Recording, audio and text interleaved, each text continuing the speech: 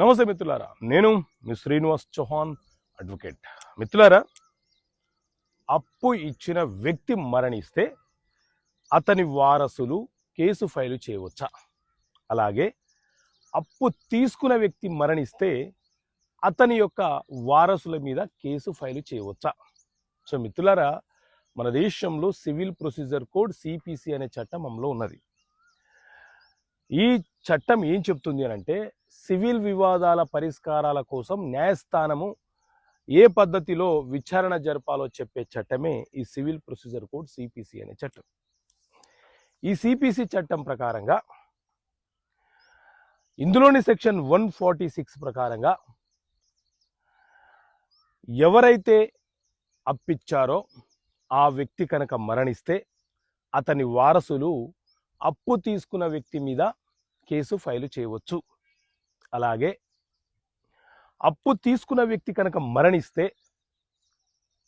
అప్పిచ్చిన వ్యక్తి తీసుకున్న వ్యక్తి యొక్క వారసులు ఎవరైతే ఉన్నారో వారి మీద కేసు ఫైలు చేసి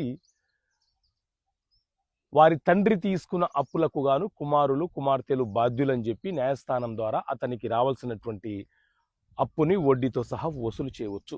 ఇది ధర్మ సిద్ధాంతము, చట్టం చెప్పే ధర్మ సిద్ధాంతము. తండ్రి యొక్క ఆస్తులను ఏ నిష్పత్తిలో అయితే కుమారులు కుమార్తెలు పంచుకున్నారో అదే నిష్పత్తిలో తండ్రి చేసిన అప్పులకు కూడా బాధ్యులు అని చెప్పి ధర్మ సిద్ధాంతం చెప్తుంది. కానీ ఇండియన్ కాంట్రాక్ట్ యాక్ట్ అనే చట్టం కూడా మన దేశంలో ఉంది.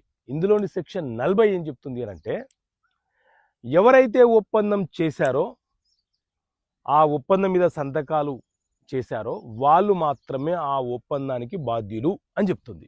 అంటే సిపిసి చట్టం ఒక రకంగా చెప్తుంది, ఇండియన్ కాంట్రాక్ట్ చట్టం ఒక రకంగా చెప్తుంది. అయితే ఇండియన్ కాంట్రాక్ట్ యాక్ట్ సెక్షన్ 40 చెప్తున్న దాని ప్రకారంగా కేవలము అగ్రిమెంటు కాంట్రాక్ట్ చేసుకున్న వ్యక్తి మాత్రమే బాధ్యుడవుతాడు అనే సందర్భం ఎప్పుడు వస్తుంది అని అంటే, ఒక తండ్రి గొప్ప కళాకారుడు, చాలా బాగా పెయింటింగ్ చేయగలడు, ఒక పెయింట్ చేసిస్తానని అగ్రిమెంట్ చేసుకున్నాడు, కానీ సడన్గా అతను మరణించినాడు.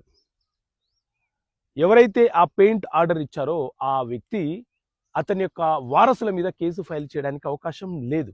ఎందుకనంటే తండ్రి గొప్ప కళాకారుడైనంత మాత్రాన కుమార్తెలు కుమారులు కూడా కళాకారులై ఉండే అవకాశం లేదు. కాబట్టి ఈ సందర్భాలలో ఆ అగ్రిమెంట్ మీద, ఆ కాంట్రాక్ట్ మీద కేసు ఫైల్ చేయడానికి అవకాశం రాదు. ఇది కాంట్రాక్ట్ యాక్ట్ చెప్పే అంశం. ఓకే మిత్రులారా, థ్యాంక్ యూ.